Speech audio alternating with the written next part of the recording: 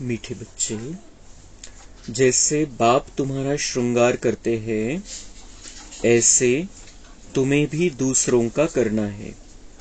सारा दिन सेवा करो, जो आए उसे समझाओ, फिक्रात की कोई बात नहीं। प्रश्न: यह नॉलेज कोटों में कोई ही समझते व धारण करते हैं, ऐसा क्यों? उत्तर: क्योंकि तुम सब नई बातें सुनते हो। तुम कहते हो परमात्मा बिंदी मिसाल है, तो सुनकर ही मूंझ जाते हैं। शास्त्रों में तो यह सब बातें सुनी ही नहीं है। इतना समय जो भक्ति की है वह खींचती है, इसलिए जल्दी समझते नहीं। कोई कोई फिर ऐसे परवाने भी निकलते हैं जो कहते हैं बाबा हम तो विश्व का मालिक जरूर बनेंगे, हमें ऐसा बाबा मिला, हम छोड़ कैसे सकते। सब कुछ न्योछावर करने की उछल आ जाती है। गीत: दूर देश का रहने वाला आया देश पर आए। ओम शांति। मीठे मीठे रूहानी बच्चे अच्छी तरह से जानते हैं कि हम मुसाफिर हैं। यह हमारा देश नहीं है। आत्मा जानती है हम सब एक्टर्स हैं और नंबरवार अपने पार्ट अनुसार पूरे टाइम पर आते हैं यहाँ पार्ट बजाने। पहले पहले तुम वापिस घर जाकर फिर यहाँ आते हो। यह अच्छी तरह से समझने और धारण करने की बात है। नाटक के एक्टर होते हैं, अगर एक दो के ऑक्यूपेशन को न जाने तो उनको क्या कहेंगे। ड्रामा के आदि मध्य अंत को जानने से तुम यह बनते हो, तो यह पढ़ाई सबसे न्यारी हुई। बाप बीज रूप है, नॉलेजफुल है। तुम्हारी बुद्धि में यह ज्ञान है। बाप तो एक ही बार आते हैं। मीठे मीठे बच्चे, यह अनादि अविनाशी ड्रामा है। बाप है स्वर्ग का रचयिता, हेवनली गॉड फादर। स्वर्ग स्थापन करने बाप को आना पड़ता है। बाप समझाते हैं आत्माओं को कि तुम सब मुसाफिर हो, इकट्ठे तो पार्ट बजाने नहीं आएंगे। तुमको मालूम है सबसे पहले होते हैं देवताएं। उस समय और कोई नहीं थे, बहुत थोड़े होते हैं, फिर वृद्धि को पाते हैं। तुम आत्माएं शरीर छोड़ सब वहां आती हो। यह बाप ने ही बुद्धि दी है। तुम आत्माओं को अब नॉलेज मिली है। हम बीज और झाड़ के आदि मध्य अंत को जानते हैं। बीज ऊपर है, नीचे सारा झाड़ फैला हुआ है। अभी झाड़ पूरा ही जड़जड़ी फूट है। तुम बच्चे इस झाड़ के आदि मध्य अंत को जान गए हो। ऋषि मुनियों से पूछते थे कि रचता और रचना के आदि मध्य अंत को जानते हो, तो नेति नेति कह देते थे। जबकि वह भी नहीं जानते तो परमात्मा से परंपरा से कैसे हो सकता है। वो भी नहीं जानते तो परंपरा से कैसे हो सकता है। यह सब बातें अच्छी तरह से धारण करनी है, भूलना नहीं है। पढ़ाई तो पढ़नी है। पढ़ाई और योग बल से ही तुम पद पाते हो। पवित्र भी जरूर बनना है, सिवाय बाप के और कोई पवित्र बना न सके। तर बाबा म्हणता हे सृष्टी नाटक आणि या नाटकाविषयी तुम्हाला आता सगळं काही माहिती झालेलं आहे। आदि मध्य अंत कसं ह्या 5000 वर्षामध्ये खेळ चालतो हे सगळं तुम्हाला माहिती झालेलं आहे। बाबांनी ही बुद्धी दिलेली आपल्याला, जे ऋषी मुनींनाही माहिती नाही। ऋषी मुनींनी इतकी साधना केली, इतकी तपस्या केली, जे हठयोग केलं, काय काय केलं, पण त्यांना जर काही विचारलं कोणी किंवा त्यांनाही सांगता येत नव्हतं, नेती नेती म्हणायचे ते, की आम्ही नाही पोहोचू शकत, अंतापर्यंत पोहोचू शकत नाही, आम्हाला याची स्टार्टिंग पण माहित नाही आणि एंड पण माहिती नाही। आपण कुठून आलेलोय, कुठे जायचंय, ईश्वर नेमकं कुठे राहतो सगळे त्यांच्या मनाच्या कल्पना त्यांनी मांडल्या. पण सत्य बाबा म्हणते मुझे जो ज्ञान है वो मैं तुम्हें बताता हूं और मैं आया हूं पराये देश में. मैं मुसाफिर हूं, पराये देश में आया हूं.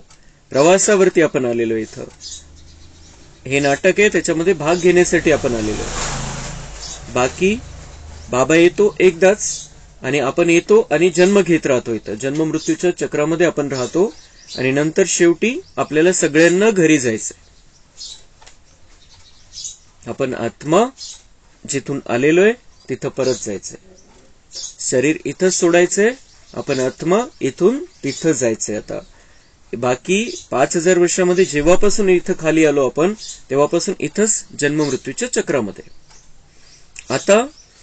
आता परमधामचे गेट जेव्हा उघडतील, जेव्हा आपला पार्ट असेल त्यानुसार आपण परमधाम मध्ये जाऊ, आपल्या घरी राहू आणि नंतर ज्या वेळेला आपली वेळ आहे इथं खाली येण्याची, त्यावेळेला आपण खाली येऊ.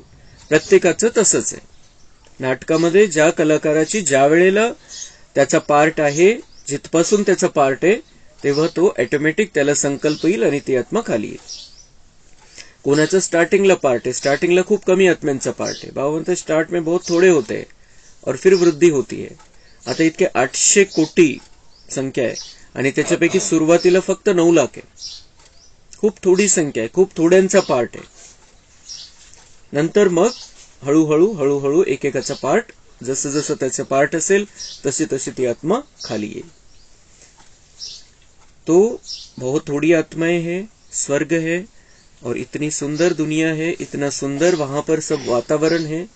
और उस दुनिया में, उस स्वर्ग में, सुंदर स्वर्ग में हमें आना है पार्ट बजाने के लिए. कोणाचा कधी पार्ट आहे, कोणाचा कधीपासून पार्ट आहे, कोणाचा कधीपासून आहे. आपला पार्ट आहे, आपण असं पकडायचं सतयुगाच्या स्टार्ट पासून. और हमें बाकी सभी के पार्ट का अभी पता चल गया है. बाबा म्हणतात तुम्ही या नाटकामध्ये काम करताय, तर या नाटकामध्ये जे कलाकार आहेत त्यांच्याविषयीचं तुम्हाला सगळं माहिती झालेलं आहे. श्रीकृष्णाचा पार्ट कधी आहे, श्रीरामाचा पार्ट कधी आहे, मग कसं कसं प्रत्येक आत्म्याचा पार्ट कोणाचा मग त्रेतायुगामध्ये सुरू होतो, कोणाचा द्वापर युगामध्ये सुरू होतो, कोणाचा कलियुगामध्ये सुरू होतो. तर हे सगळं आपल्याला माहिती झालेलं आहे. प्रत्येकाविषयी वैयक्तिक माहिती नाही, पण जे मेन आहे, ज्यांची आपण भक्ती पूजा आराधना केली, त्यांचा पार्ट कसा आहे, ते कसं जन्ममृत्यूच्या चक्रामध्ये ते पण येतात, बाबा त्यांना कसं पुन्हा संपूर्ण बनवतो, हे सगळं या नाटकामधलं सगळं आपल्याला माहिती झालेलं आहे. जो ऋषि मुनियों को भी पता नहीं था, सब बातें हम जानते हैं और ये जो बुद्धि हमें दी है वो बाबा ने दी है. ये सारी जानकारी बाबा ने दी है और उस आधार से हमारी बुद्धि दिव्य बनी है.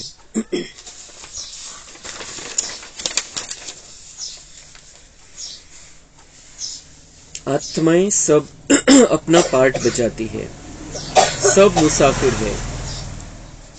बाप एक ही बार का मुसाफिर है. बाबा फक्त संगम युगामध्ये एकदाच येतो, त्याचा पार्ट एकदाच आहे संगम युगामध्ये बच्चांना तयार करण्याचा आणि तो पुन्हा परमधाम मध्ये निघून जातो. आपण जन्म मृत्यूच्या चक्रामध्ये राहतो. बाबा सोडून बाकी सगळे जन्म मृत्यूच्या चक्रामध्ये. हो तुम भी एक ही बार के मुसाफिर, तुम भी एक ही बार आते हो, फिर पुनर्जन्म लेते पार्ट बजाते ही रहते हो. अभी तुम अमरलोक में जाने के लिए अमर कथा सुनते हो.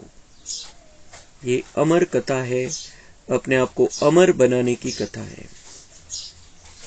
तो ये हम बाबा से सुनते हैं रोज, जिससे 21 जन्म ऊंच पद पाते हो. त्या तिथल्या कथा, त्या कथा ऐकून कोणाचं काही भलं झालं नाही, पण ही जी कथा आपली कथा आहे, स्वतःची कथा आहे, जी बाबा मुरलीमधून सांगतो आपल्याला, त्यामुळे आपण 21 जन्म सर्वश्रेष्ठ लेव्हलवरती राहू शकतो. 8 जन्म सतयुग, 12 जन्म त्रेतायुग आणि इथं पण आपण सर्वश्रेष्ठ लेवलवरती 21वां जन्म, इथं आपण सर्वश्रेष्ठ लेवलवरती है. तो ये किस आधार से मिलता है? पिछले कल्प में हमने जो मुरलियां सुनी थी, जो ज्ञान बाबा से प्राप्त किया था, उस आधार से हमारा फिर से संगम युग में आने का भाग्य बना और संगम युग में आने की वजह से हम सतयुग में भी ऊंच पद में रहेंगे, जितना हमारा पुरुषार्थ होगा.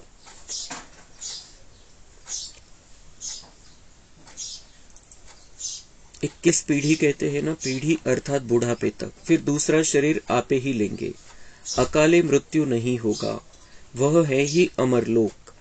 तिथं संपूर्ण आयुष्य आहे, कोणाचंही अकाले मृत्यू नाही, संपूर्ण आयुष्य राहणार आहे सगळ्यांना तिथं.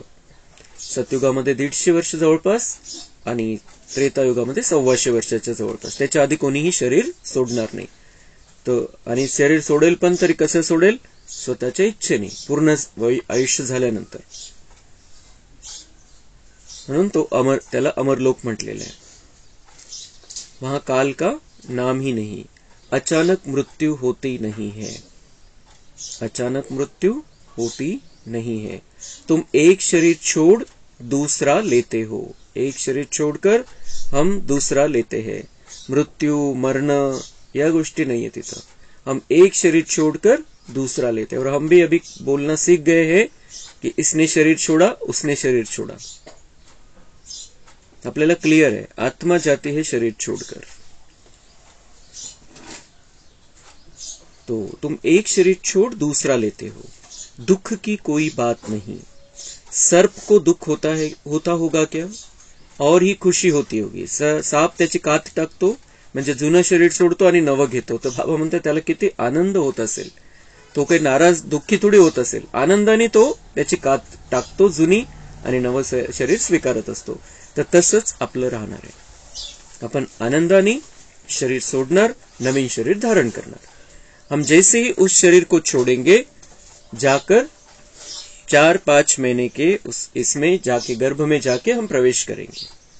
बहुत खुशी से यहां से जाएंगे और खुशी में वहां पर रहेंगे.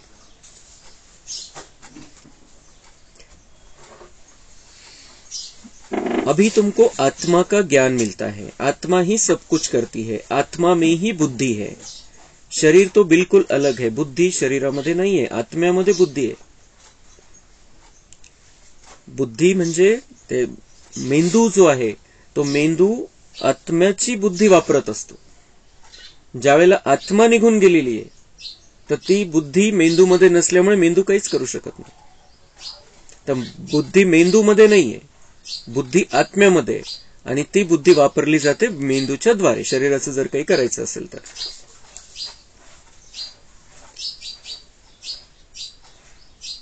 तो शरीर तो बिल्कुल अलग है. उनमें आत्मा न होती तो शरीर चल न सके. ज्या शरीरातून आत्मा निघून गेली, शरीर चालत बोलत काहीच नाही करत. कैसे शरीर बनता है, आत्मा कैसे प्रवेश करती है, हर चीज वंडरफुल आहे. सगळं आश्चर्यकारक गोष्टी आहे.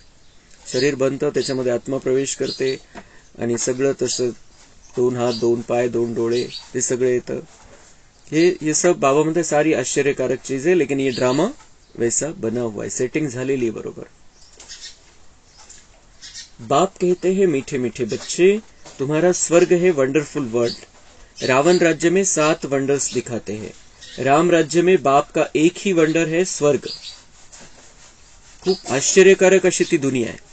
बाबा म्हणते या दुनियेमध्ये 7 त्यांनी लिस्ट बनवली आहे. 7 आश्चर्य जगामध्ये वेगवेगळ्या प्रकारचा झुलता मनोरा वगैरे वगैरे आहे.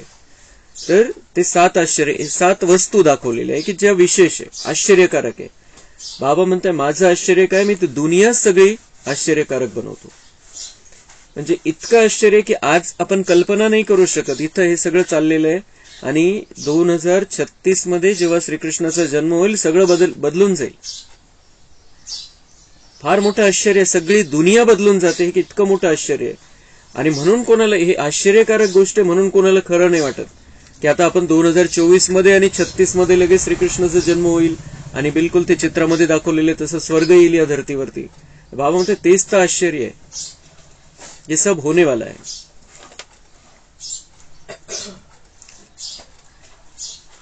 तो ये जो बाबा म्हणते राम राज्य में बाप का एक ही वंडर है स्वर्ग, जो आधा कल्प कायम रहता है. आणि ते पण एक काही दिवसासाठी, काही वर्षासाठी नाही, 2500 वर्ष तो स्वर्ग कायम राहील.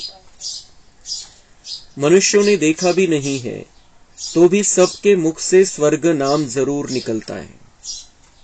देखा भी नहीं है किसी ने. आता थोडी लक्षात आहे आपल्याला, आपण पण बाबांच्या बच्चांनी बघितलेले, पण आता काहीच लक्षात नाहीये.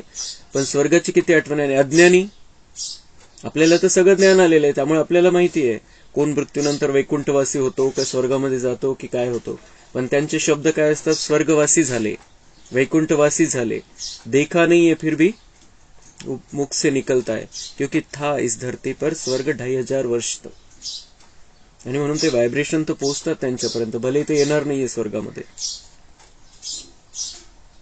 अभी तुम बुद्धि से जानते हो, कोई कोई ने साक्षात्कार भी किया है. अभी बुद्धि दी है बाबा ने, तो हम जानते हैं स्वर्ग कैसा था, कैसा रहेगा.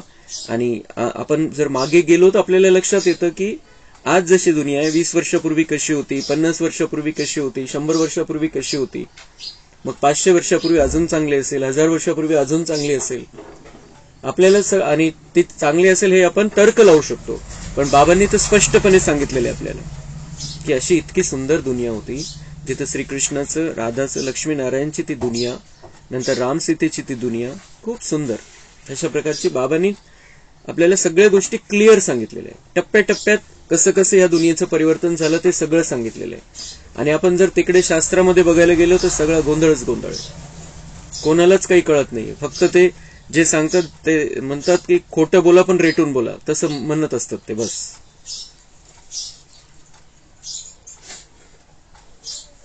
तो अभी तुम बुद्धि से जानते हो, कोई कोई ने साक्षात्कार भी किया. हे सगळं जे सुरुवातीला साक्षात्कारचा पार्ट चालला तर सगळ्यांनी बघितलेला आहे तो स्वर्ग. ज्या दादी, वरिष्ठ भाई जे टिकून राहिले त्याचं कारण हे होतं की बाबांनी त्यांना सगळे नजारे दाखवलेले स्पष्टपणे. बाबा ने भी विनाश और अपनी राजधानी देखी.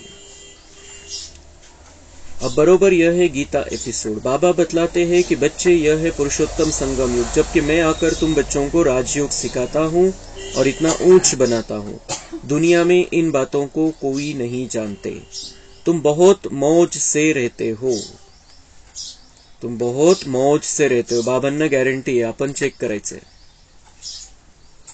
इतकं ज्ञान, इतका बाबा आपल्या सोबत असताना आपण आनंदात आहोत की नाही चेक करायचंय. सगळ्यात मोठी बाबांचा जो विश्वास है आपल्यावरती कि अब इतना ज्ञान सुनने के बाद, मैं साथ हूं ऐसा होने के बाद बच्चे नाराज रहे, परेशान रहे, हो ही नहीं सकता, होना ही नहीं चाहिए. तो हमें अपनी चेकिंग करनी है. क्या इतना सब कुछ जो दुनिया वालों को नहीं मिलता है, करोड़ों में कोई आत्माएं हैं, उनमें मैं एक हूं, कि मैं मौज में नहीं रह सकता तो दुनिया वाले कैसे रह सके. तो मुझे मौज में रहना है. इतना सुंदर ये सारा बाबा मुझे सारा सत्य बता रहा है. सगळे जे रहस्य दुनिया वाल्यांसाठी, ज्याच्यासाठी कितीतरी घनघोर तपस्या केल्या, जंगलामध्ये गेले, एका पायावरती उभे राहिले, काय काय नाही केलं त्यांनी, पण त्यांना काहीच माहिती नाही झालं. आणि आपल्याला काही न करता सगळं बाबा इतकं सत्य स्पष्ट, इतकं सोप्या पद्धतीने समजून सांगतोय. और इसलिए हमें सारी बातों का ज्ञान होने के कारण हम स्थिर रह सकते हैं, शांत रह सकते हैं, और उसी वो ही तो आनंद है. यहां मनुष्य मरते हैं तो दीपक जगाते हैं कि आत्मा को अंधियारा न हो. म्हणजे जिवंतपणी जागा नाही व्हायचं, ती आत्मा शरीर सोडून निघून गेली की इकडे दिवा लावतात. इतके हुशार है सगळे. सतयुग में ऐसी बातें नहीं होती. सतयुग में सब आत्माओं का दीपक जगा रहता है. तिथे सगळे जागती ज्योती है. आत्मिक स्थितीमध्ये सगळे घर घर में सोजरा होता है. यहाँ फिर मनुष्य घर घर में बत्तियां जलाते हैं. बाप कहते हैं इन सब बातों को अच्छी तरह बुद्धि में धारण करना है. बाप और राजधानी को याद करते रहो. तुम जानते हो इतना समय हमने राजाई की. जो बहुत समय के बिछुड़े हुए हैं उनसे ही बाप बात करते हैं, पढ़ाते हैं. बाबा मतलब मैं किससे बात करता हूँ, किसको पढ़ाता हूँ? जो बहुत समय से मुझसे बिछुड़े हुए, मतलब जल्दी तुम निकल कर आए थे परमधाम से, तुम्हारा पार्ट जल्दी है. और जिनका पार्ट जल्दी है वही मुरली सुनते हैं. जिनका पार्ट नई दुनिया में जल्दी है वही मुरली सुनते हैं और सुन सकते हैं. मुरली ऐकायला पण हिम्मत लागत असते. तो जिनका पार्ट जल्दी है, मतलब हम बहुत भाग्यशाली आत्माएं अपने आप को समझे कि हम मुरली सुनते हैं, सुन सकते हैं. इसका मतलब हमारा पार्ट जल्दी खुलने वाला है नई दुनिया में. आणि ही गॅरंटी आपल्याला एकदा आली की आपण पुरुषार्थ अजून वाढवायचा. जसं ब्रह्माबाबांना गॅरंटी दिली बाबांनी की तुम्ही श्रीकृष्ण हो, तुम्ही विष्णू हो, तुम्ही नारायण बनने वाले हो, तर त्यांचा पुरुषार्थ कसा झाला एकदम. तो ऐसे हमें भी बाबा ये बता रहा है, मैं किससे बात करता हूं और किसको पढ़ाता हूं. अगर हमसे बाबा बात कर रहा है, पढ़ा रहा है, इसका मतलब हमें ये गारंटी होनी चाहिए कि हम स्टार्ट वाली आत्मा है. शिव है ऊंचे ते ऊंच भगवान. वह भारत में कैसे आते हैं उसने खुद बताया है कि मुझे प्रकृति का आधार लेकर आना पड़ता है, तब तो बोलते हैं. इथं येतो, शरीरामध्ये प्रवेश करतो आणि त्यामुळे तो बोलू शकतो. आपल्याला हे सगळ्या गोष्टी सांगू शकतो. तिथून कसं बोलणार आणि तिथून आपण कसं ऐकणार आणि कसं समजणार, म्हणून तो इथं येतो, शरीरामध्ये प्रवेश करतो. खूप सुंदर एक नंबर 1चं जे आत्मा आहे तिचं शरीर निवडतो आणि त्याद्वारे आपल्याला समजून सांगतो. नहीं तो बच्चों को ज्ञान श्रृंगार कैसे कराए. अब तुम्हारा श्रृंगार हो रहा है. बाबा यहां नहीं आता तो हमें सजाएगा कैसे. शरीराला सजवण्यासाठी माता जातात, आता पुरुष पण जायला लागलेले ब्यूटी पार्लर मध्ये. लेकिन ये बाबा का मुरली क्लास, ये ब्यूटी पार्लर है जहां बाबा आत्माओं का मेकअप करते हैं, आत्माओं को सजाते हैं. तो हम सब मुरली सुनने के लिए आते हैं. इसका मतलब हम ब्यूटी पार्लर में आ रहे हैं. बाबा हमें सजा रहा है. हमें सिर्फ बाबा को सौंप देना होता है. बाबाकडे सोपून द्यायचे स्वतःला. बाबा आपल्याला बरोबर सजवतो. समर्पित बुद्धी होऊन मुरली ऐकायची. जसं ते न्हाव्याकडे जातो कोणी तर डोकं सोपून देतो, तो काही करू द्या मग त्याला. ब्युटी पार्लर मध्ये गेल्यानंतर चेहरा सोपून देतो, डोकं सोपून देतो, काय करायचं ते करा. तिथं तर चान्सेस असतात कैची लागू शकते, काही होऊ शकतं, क्रीम पावडरनी काही परिणाम पण होऊ शकतो. पण इथं तर काहीच प्रॉब्लेम नाही, कुठला साईड इफेक्ट नाहीये आणि आत्मा सुंदर बनत जाते. फक्त सोपवून द्यायचं आपण स्वतःला. जसं ब्युटी पार्लर वालीकडे सोपवतो, न्हाव्याकडे सोपवतो, तसं बाबांकडे आपण स्वतः आत्मिक स्थितीमध्ये राहून बाबांना समर्पित होऊन जायचं. मग बाबा कसं सजवतो ते चेक करा आपण कि बाबा अब मुझे जो भी बताना है, मेरे लिए जो जरूरी है वो सब आप बता दो मुझे मुरली में से. मुरलीला बसल्या बसल्या हे बिलकुल हा संकल्प करायचा आहे. बाबा बरोबर टच करतो. मग काय सांगायचंय, कसं कोणापर्यंत काय गोष्ट पोहोचवायची, बाबाचा तो कार्यक्रम चालू होऊन जातो. आपण समर्पित बुद्धी होऊन बाबांना सांगायचं, बाबा माझ्यासाठी जे आवश्यक आहे ते मला सांग. आणि एखादा पॉइंट असा निघून जाईल आपल्यासाठी की ज्याच्यामुळे आपलं आयुष्यच बदलून जाईल संपूर्ण रीतीने. पुरुषार्थाची स्पीडच बदलून जाईल. हा जो पॉइंट आहे ब्युटी पार्लरचा, हा सदा लक्षात ठेवायचा आहे. आपण बिलकुल समर्पित होऊन मुरली ऐकायची. तो अब तुम्हारा श्रृंगार हो रहा है, तुम फिर दूसरों का करा रहे हो मनुष्य से देवता बनाने का. तर ती जी ब्युटी पार्लर मध्ये गेल्यानंतर ती फक्त तिचा श्रृंगार होऊन जातो, ती दुसऱ्याचा नाही करू शकत, तिने ट्रेनिंग घेतली नाही तोपर्यंत. लेकिन यहाँ पर बाबा हमें हमारा श्रृंगार करते करते ट्रेनिंग भी दे देता है कि तुम्हें दूसरों का मेकअप कैसे करना है. तर दुसऱ्यांसाठी आपण ब्युटी पार्लर वाली बनायचंय, त्या आत्म्यांचा श्रृंगार करायचंय, त्यांना रस्ता दाखवायचा आहे.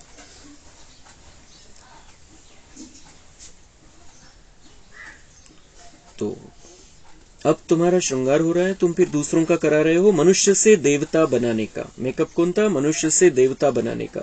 तो हम आत्मा को सजाते हैं. जसं कालची ती मुरली, सुंदर मुरली, रूहानी पर्सनॅलिटी, ते व्यक्तिमत्व आपलं स्वतःचं बनवायचंय आणि दुसऱ्यांचंही बनवायला मदत करायची. ते 7 गुण आपल्यामधून सदा निघत राहिले पाहिजे. ते चरित्र आपल्याला धारण करायचंय. चालता फिरतं चित्र बनायचंय सगळ्यांसाठी. यह है बहुत सहज, परंतु मनुष्यों की बुद्धि ऐसी डल हो गई है जो कुछ भी समझते नहीं, टाइम लेते हैं. किती सहज आहे, सगळ्यांना समजायला पाहिजे, पण बाबा म्हणतात त्यांची बुद्धीमध्ये ती ताकद राहिलेली नाही. टाइम लेते हैं. तुम प्रदर्शनी में सब बातें समझाते हो, जो आया जैसे समझाया, सब ड्रामा, फिक्रात की कोई बात नहीं. कोणाला समजवलं त्याला समजलं नाही, त्याने ऐकलं नाही. बाबा म्हणतात फिक्रात की कोई बात नहीं, तुम अपना काम करो, त्याचं भाग्य असेल तो येईल. बच्चे कहते बाबा माथा बहुत मारते हैं, निकलता कोटो में कोई है. बाबा म्हणजे किती जणांना सांगावं, कोणीच ऐकत नाही आणि निघतं कोण, करोडो में कोई निकलता है. ये बाबा का ज्ञान ऐसा ही है. करोडो मधून कोणी येऊ शकतं, सगळ्यांचं भाग्य नाहीये. बाबा म्हणताय सो तो होगा. कोटो में कोई निकलता है, सो तो होगा. ते तर आहेच. बाबा म्हणताय की कोटीमध्ये कोणाचंच भाग्य आहे, सगळ्यांचं भाग्य नाहीच आहे. आणि सगळे तिथं संख्या एवढी नाहीच आहे. सगळ्यांना इथं आणून काय करू बाबा म्हणताय, मग सगळ्यांना तिथं घेऊन जावं लागेल. मग या दुनियेत आणि त्या दुनियेत फरक काय रहेल? इसलिए यहाँ पर जो जिस आत्मा में कैपेसिटी है वही आ सकता है, वही बैठ सकता है. मग अजून त्याच्यामध्ये काय, तुम कहते हो परमात्मा बिंदी है, शास्त्रों में ऐसी बात है नहीं इसलिए मूंझ पड़ते हैं. मग तुम्ही काय सांगता की परमात्मा तो छोटासा पॉइंट आहे आणि परमेश्वराविषयी काय काय ऐकलेलं आहे, किती मोठा आहे, असा आहे तसा आहे तो. आणि बाबांनी त्यामुळेच जे बच्चे ज्ञानामध्ये आले सुरुवातीला त्यांनाही 15-17 वर्ष सांगितलंच नाही. पहिले सांगितलं तो, मग पहिले मोठा, मग अंगुष्टाकार आहे बाबा परमात्मा, मग सांगितलं छोटीशी बिंदी. एक दिवस बाबांनी ते क्लिअर केलं की मी छोटीशी बिंदी हूं, कारण ते स्वीकारत नाही आत्मा, कारण वेगवेगळ्या गोष्टी ऐकलेल्या असतात. तो तुम कहते हो परमात्मा बिंदी है, शास्त्रों में ऐसी बात है नहीं इसलिए मूंझ पडते. कधीच ऐकलं नाही त्यामुळे ते गोंधळून जातात. असं कसं असू शकतं परमात्मा, छोटासा पॉइंट, इतका पॉइंट, इतका पॉइंट मध्ये किती शक्ती विज्ञानाने दाखवून दिलेलं. अणुबॉम्ब, अणु म्हणजे इतकंसं असतं तो अणु, आणि तो बॉम्बचं रूप घेऊन टाकतो, एक शहर नष्ट करू शकतो. हे ते शास्त्राने सिद्ध केलेलं एका पॉइंट मध्ये किती ताकद आहे. तर परमात्मा जो सृष्टीचा रचयिता जो आहे त्याच्यामध्ये किती ताकद असेल. पण ती बुद्धी डल झाल्यामुळे बाबा म्हणते नाही लक्षात येत त्यांच्या. तुम भी पहले नहीं मानते थे, तुम भी पहिले, दुसऱ्यांना काही नाव ठेवायची गरज नाहीये. बाबा म्हणते तुम्ही पण पहिले काही, आपल्याला लगेच आले थोडी क्लिअर झालं की बाबा छोटासा बिंदी आहे. जेव्हा आपण कोर्स केला तेव्हा पण नाही लक्षात आलं आपल्याला शिवबाबा आहे, शिवबाबा आहे, शिवबाबा आहे, पण तो छोटासा पॉइंट आहे हे समजायला उशीर लागला, वेळ लागला त्याला. आणि म्हणून बाबा म्हणतात मैं जो हूं जैसा हूं वैसा समझकर जो मुझे याद करते हैं उनके विकर्म विनाश होते. म्हणून ते आपण क्लिअर आपल्या बुद्धीमध्ये ठेवायचे. कोई को 2 वर्ष भी समझने में लगे, 2 वर्ष लगले समझण्यासाठी. चले जाते हैं फिर आते हैं, इतना सहज भक्ति छूटती नहीं है, वह अपनी ओर खींचती है, यह भी ड्रामा में पार्ट है. बाबा म्हणतात भक्ती अशी इतकी सहज नाही सुटत, कारण ते 63 जन्माचे संस्कार आहे, 63 जन्मापासून भक्ती करत आलेले, आणि इथे येऊन भक्तीतलं काही करायचंच नाहीये, ज्ञान ऐकायचंय. आणि ते भक्तीतलं काही करायचं असलं तर निमित्त ते दाखवण्यासाठी फक्त. आपल्याला क्लिअर आहे की त्याची आवश्यकता बिलकुल नाहीये. आपल्याला कोणत्याही पूजेची आवश्यकता नाही, कोणताही जप करण्याची आवश्यकता नाही, कोणताही यज्ञ करण्याची आवश्यकता नाहीये, काहीही करण्याची आवश्यकता नाही आपल्याला. पण बाबा म्हणताय की जोपर्यंत बाबांवरती निश्चय पक्का होत नाही, बाबा समजत नाही, तोपर्यंत ती सुटत नाही, आणि आपल्यालाही कोणाची सोडवायची नाहीये. बाबा म्हणताय वो खींचती है भक्ती, कारण ते संस्कार पक्के झालेले एकदम, तो वो खींचते, यह भी ड्रामा में पार्ट है. बाबा म्हणताय ड्रामा आहे, कोणालाही नाव ठेवायचं नाही, जे जसं करताय तसं करू द्यायचं. आपला निश्चय बाबावरती पक्का झाला तर आपल्याला भक्ती करायची गरज नाही. पण बाबावर निश्चय थोडाफार डगमग असेल तर आपण चालू द्यायचं जे करतो, ज्यांना आहे तसं भक्तीचं काही. तो सिवाय तुम ब्राह्मणों के और कोई नहीं जानते, विराट रूप का भी अर्थ समझाए, यह है तुम्हारी बाजोली, तुम चक्र लगाते हो, इनको विराट नाटक कहा जाता है.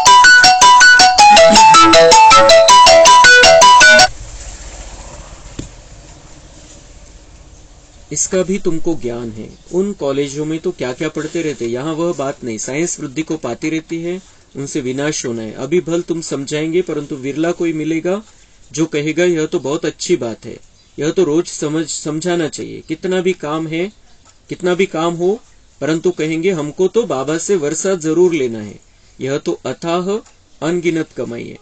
बाबा सांगतात अज्ञानी आत्म्याविषयी पण सांगतात आणि आपल्यासाठी पण सांगून टाकतात, कामात काम करून घेतात. बाबा म्हणते उनको तो कोई एक ही ऐसे मिलेगा, आप कितनों को समझाओगे, कोई एक मिलेगा जो कहेगा कि ये तो रोज समझना चाहिए, रोज समझाना चाहिए.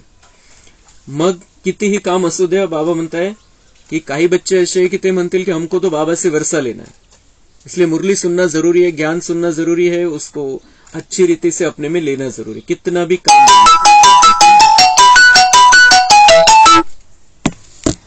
तो यह तो अथाह अनगिनत कमाई है, ये तो कमाई की बात है जो हम साथ में लेकर जाएंगे. अब बाप तुमको रिजुविनेट करते हैं, बाबा आपल्याला नवं बनवतोय. या मुरलीच्या द्वारे, ज्ञानाच्या द्वारे बाबा आपल्याला नवं बनवतोय, नवं निर्माण आपलं करतोय, नवीन रचना रचतोय.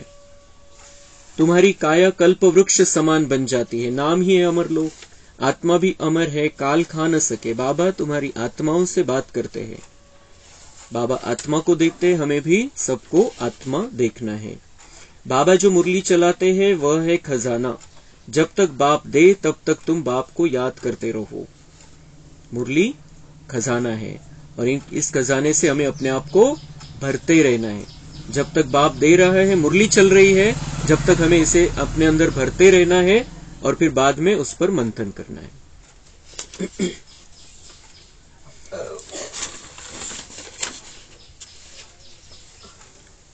जिनका पार्ट है वह सुनते रहते हैं, जिनका पार्ट है वह सुनते रहते, जिनका पार्ट है वह सुनते रहते। ज्यांना उच्च पद घ्यायचंय तेच ऐकतील, त्यांनाच ऐकण्याची इच्छा होईल। ज्यांचं उच्च पद नाहीये, लेवल तेवढी नाही होणारे नव्या दुनियेमध्ये, बाबा म्हणते त्यांच्याकडे बहाने असतील बरेचसे। बाप कहते हैं तुम LLB ICS पढ़ते हो, उनसे क्या मिलेगा? किती मोठं शिक्षण घ्या कॉलेजमध्ये, LLB करा, ICS कलेक्टर बना, वकील बना, उससे क्या मिलेगा? क्या मिलेगा म्हणजे कल शरीर छूट जाए तो क्या मिलेगा? किती शिकले, किती अभ्यास केलेला आहे, सगळी पढ़ाई खत्म एक सेकंदामध्ये। वह है विनाशी विद्या, यह है अविनाशी विद्या। इथं जे शिकतोय आपण ती अविनाशी विद्या, हे सोबत येणार आहे आपल्या। शरीर जरी सुटलं हे सगळं सोबत येणार आहे आपल्या। आणि तिथलं किती अभ्यास केलेला असेल, रात्रंदिवस मेहनत घेतलेली असेल, शरीर ज्या क्षणी सुटलं त्या क्षणी तो सगळा अभ्यास समाप्त। तो टाइम बहुत थोड़ा है। तमो प्रधान से सतो प्रधान इस जन्म में ही बनना है, वह तो याद से ही बनेंगे।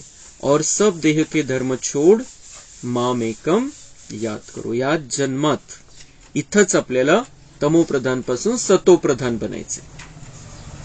याद जन्मात बनायचंय, पुढच्या जन्मात आता चान्सच नाहीये। पहिले तरी असेल पण आता तर बिलकुल चान्स नाहीये। म्हणून ह्याच आयुष्याला खूप शांत, खूप स्थिर राहून, बाबांच्या आठवणीमध्ये राहून हेच आयुष्य आपण वाढवून घ्यायचे। ऐसा न हो कि हमारी अशांति के कारण हमारा शरीर कमजोर होता जाए, ये शरीर यहां ही छूट जाए और फिर अगले जन्म में हम कुछ भी नहीं कर सकेंगे।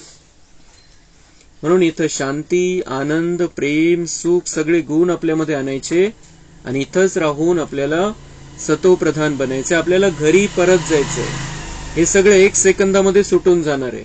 म्हणून खूप स्वतःवरती अटेन्शन ठेवायचंय, स्वतःला सतोप्रधान याच जन्मात बनवायचंय।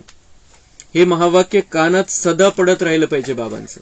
याच जन्मात म्हणजे याच जन्मात, पुढच्या जन्मात काहीच होणार नाही आता इथून पुढे। अच्छा, मीठे मीठे सिक्के लधे बच्चों प्रति माता पिता बाप दादा का याद प्यार और गुड मॉर्निंग। रूहानी बाप की रूहानी बच्चों को नमस्ते। हम रूहानी बच्चों की रूहानी बाप दादा को याद प्यार, गुड मॉर्निंग, नमस्ते।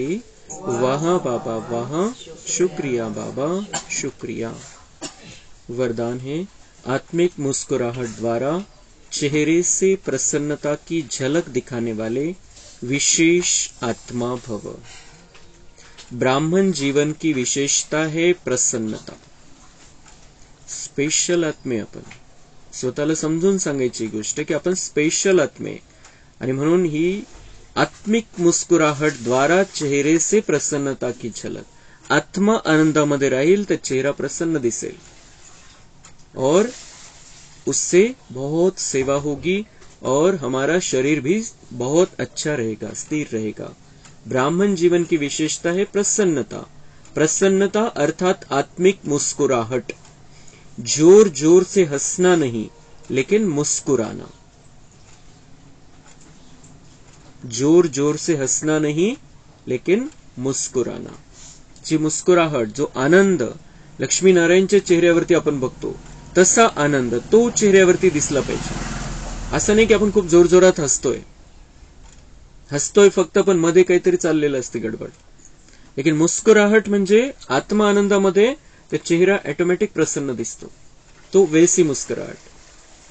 चाहे कोई गाली भी दे रहे हो तो भी आपके चेहरे पर दुख की लहर नहीं आए, सदा प्रसन्न चित्त। त्याला बघायचंय बेचारा परवश आहे. समोरचा शिवी देतोय आपल्याला, बेचारा परवश आहे, त्याला आनंदाची किरणं द्यायची, त्यावेळेला शांतीची किरणं द्यायची. और इसी को तो बाबा कहता है ये ताकत चाहिए इसके लिए. कोणी शिवी देतोय, आपण बघतो कोणी काही वाईट बोलायला लागलं, चेहरा लगेच पडून जातो समोरचा. बाबा हमें समजाता है उसका पार्ट है. तुम्ही मागच्या जन्मात शिव्या दिल्या असतील, तो येऊन देईल तुम्हाला शिव्या, झाली पिटमपाट. आता तुम्ही पुन्हा त्याच्यासारखं वागून पुन्हा हिशोब कशाला वाढवायचा है. तो बाबा हमें बहुत सुंदर बातें सिखाता है. कोई गाली दे रहा है तो भी आपके चेहरे पर दुःख की लहर नहीं आए, सदा प्रसन्न चित्त. आतला आनंद कमी नाही झाला पाहिजे. तो आलाय, तो जर आपल्याला शिवी देतोय तो परत देतोय ना, तो आपण दिली होती आणि नसेल दिली समजा आपण, पण तो देतोय. आता त्याला आहे त्याचा पार्ट, तो देतोय शिवी, आणि तो शिवी देतोय आणि आपण आनंद बिलकुल स्थिर आहे. आपण तो जर शिवी देतो आणि आपण हसायला लागलो तो अजून जास्त शिव्या देतो. तसं हसायचं. म्हणून बाबा म्हणतो मुस्कुराहट, जोर जोर से हसना नाही, मुस्कुराहट. त्याला अजून जोर चढतो, मग याला काही वाटत नाही मी काय बोलतोय. तो इसलिए मुस्कुराहट, बिल्कुल ऐसी खुशी की लहर होनी चाहिए. तो वो उस आत्मा को वो जाएगी, शांति खुशी सुख वो जाएगा.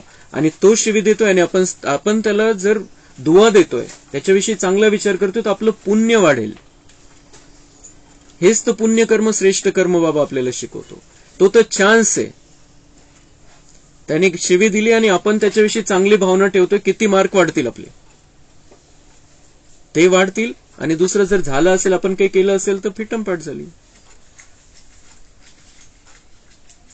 तर हे बाबांचे जे बोलतो बाबा, त्याच्या मागे खूप मोठे रहस्य असतात, त्याला समजून घ्यायचंय आपण. यह नहीं सोचो कि उसने 1 घंटा बोला, मैंने तो सिर्फ 1 सेकंड बोला.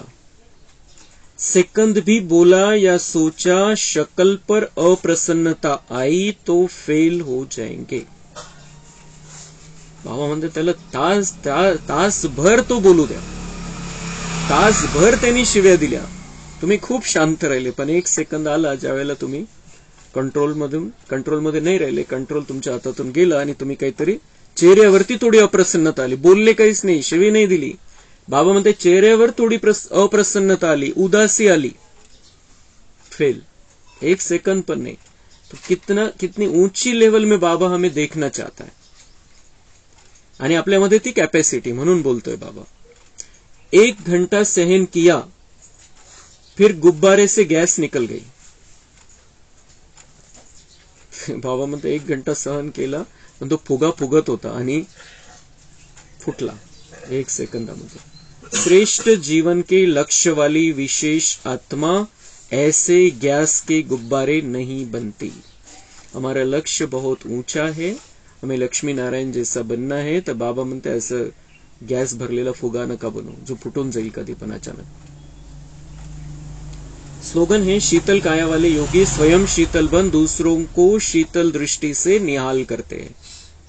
शीतल बनना है, शांत बनना है, स्थिर बनना है, अपनी कर्मेंद्रियों को अपने कंट्रोल में रखना है, आत्मिक स्थिती में रहना है, अंतर्मुक्ता में रहना है. तर ती जी थंडक आहे आपल्यामधून निघणारी, दुसऱ्यांनाही शांत करेल, थंड करेल. आजचा पॉइंट, जैसे साइंस वाले रेत में भी अनाज पैदा कर देते हैं, ऐसे आप साइलेंस द्वारा धरणी का परिवर्तन करो. इसके लिए शुभ भावना संपन्न बनो.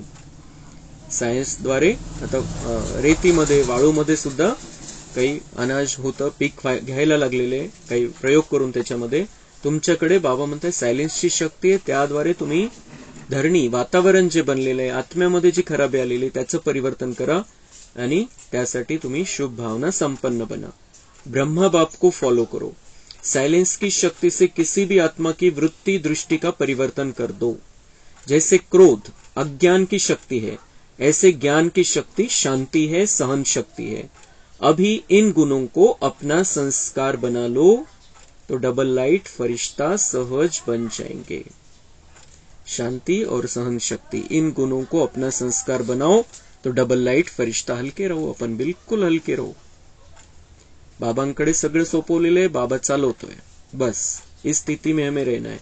क्रोध अज्ञान की शक्ति है, शांति और सहन शक्ति ज्ञान की शक्ति है. तो इस ज्ञान बाबा ने हमें दिया है. हमारी बुद्धि स्वच्छ कर दी है, हमें बाबा ने सुंदर बुद्धि दी है, तो अब ये ज्ञान की शक्ति को हमें यूज करना है, कर्म करते हुए शांति में रहना है, सहन करते रहना है। अच्छा, ओम शांति। कम बोलो।